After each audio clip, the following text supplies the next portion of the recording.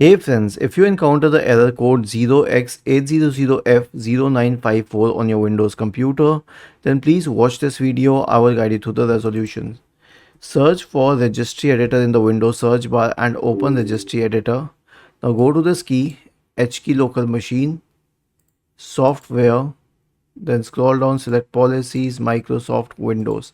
Under Windows, you will create another key named Windows Update, all one word, because it's mentioned in this article here, and this is a confirmed resolution. It is an accepted answer.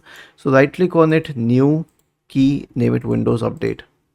Then right click on it, new key, and then name it AU.